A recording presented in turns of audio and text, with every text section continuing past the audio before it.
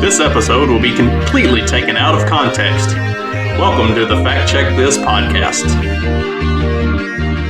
All right, Fact Check This podcast, episode 47, and today I want to talk about backing the blue. So, if any of my listeners are Facebook friends of mine, you might have seen I made a post last week. In my days, adventures, driving the kids to school and driving to work and whatnot, I watched a unmarked police car fly through a school zone with the lights flashing at probably 70 miles an hour or more as I was going in to drop off my kids. And then on my way to work later that afternoon, there was another police officer, state trooper car, that was doing upwards of 70 miles an hour in a 55 mile an hour zone, weaving through traffic, and as he passed me, I could see him playing on his cell phone. So, and this isn't the first time we've seen stuff like that. My wife and I were sitting at a red light one day and watched a city police officer put his lights on, pull through the red light, and then turn his lights back off as soon as he got through. I'm going to preface this by saying that one of my grandfathers was a sheriff. My other grandfather was a Louisville police officer. I have the utmost respect for what the police do and what the job entails, and I understand that they have a very dangerous job and they put themselves on the lines, their life on the line, on a daily basis. But we are at the 1-year anniversary of one of the most pressing issues of 2020 outside of coronavirus, and that is police and the overuse of violence in that field. We are at the 1-year anniversary of Duncan Lemp being shot for absolutely no reason, and if you don't know who Duncan Lemp was or know what happened with that, just look it up. It is, if you are not outraged and infuriated, I don't know what else to tell you. And then also we're at the 1-year anniversary of Breonna Taylor. Think whatever you want about that situation. The fact of how it was conducted with a no-knock raid in the middle of the night, the way that went down, there's no reason to not be outraged. You can understand the warrants and the investigation leading up to it, but to conduct a raid in that manner and just to shoot up the entire apartment complex is absolutely insane. So, I am not a backer of the blue. They are the enforcement arm of the government. You have seen repeatedly throughout COVID and all of the insanity that has surrounded COVID, police officers dragging people out of stands, beating kids up in the street, knocking people down and dragging them around for not wearing a mask. That for decades was proven to be ineffective and totally useless until that became the narrative that we had to have the mask. And now police officers are beating people up in the streets over it and dragging them out of their kids' games and stuff like that. And you can poo-poo it all away as they're just doing their job. Eventually, their job is going to be to do the same thing to you. And you're going to stand by and let them do it because you want to back the blue and be some big supporter. Like I said, I understand the nature of that job, and I understand the position that they are put in on average with dealing with violent criminals and things of that nature. I understand that in that situation, it is an extremely dangerous job, and sometimes they have to do things that perhaps hit a morally gray area. They may have to act in what they perceive as self-defense when there could be some uncertain circumstances surrounding the whole incident.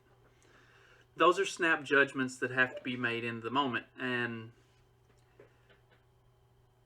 if any of us were in the same position, I'm sure we would do to the best of our ability what we had to protect our own lives. So it's hard to go after them in situations like that. But when you're looking at some of these scenarios where they break into someone's house, like they physically, forcefully break into someone's house and shoot him when he is unarmed and was not even the person they were looking for, like Duncan Lemp. And then the police officers are in no way held accountable for it because of qualified immunity and whatever else, because the court system and these police unions and everything about it is rigged to protect them. How can you not be outraged by that? How can you not look at that and say something has got to change? Something has got to give. We can't just give armed thugs a free pass to do whatever the fuck they want with no accountability whatsoever.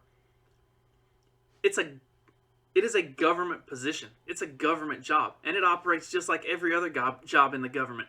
They have no accountability whatsoever for anything they do. They can be as horrible as they want.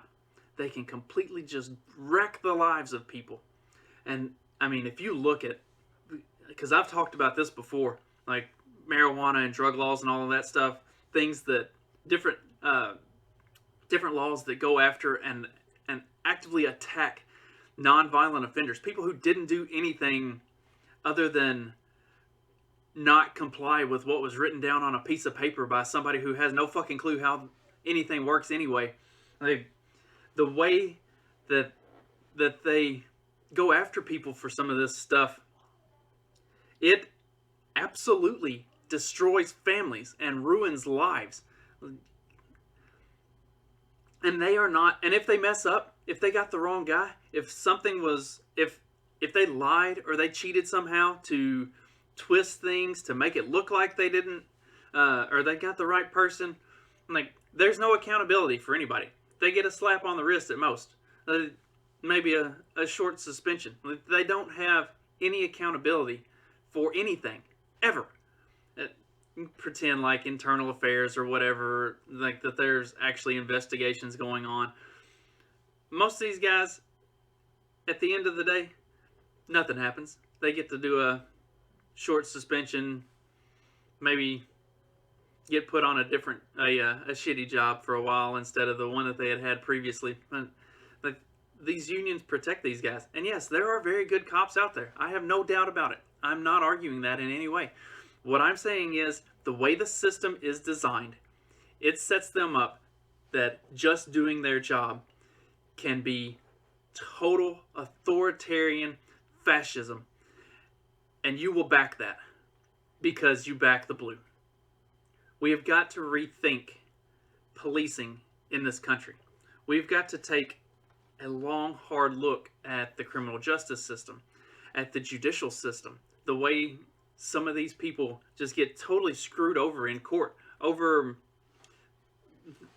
the wrong or the right paperwork being filed in the wrong order. Or there are so many legal loopholes that people who are connected and have power and have influence and have money can jump through to avoid these things that the average guy who gets picked up on carrying a dime bag has no idea about.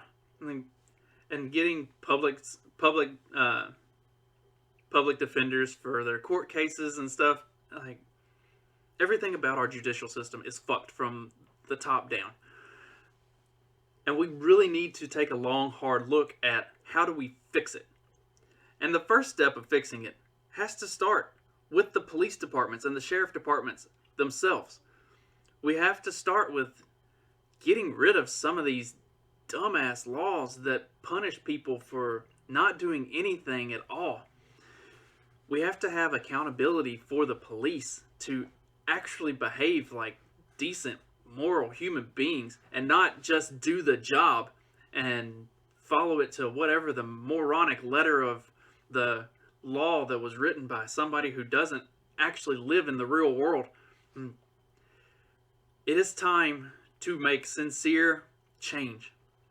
It is time to stop just blindly backing the blue and hold our police forces accountable for what they are doing to communities, to individuals, to this country.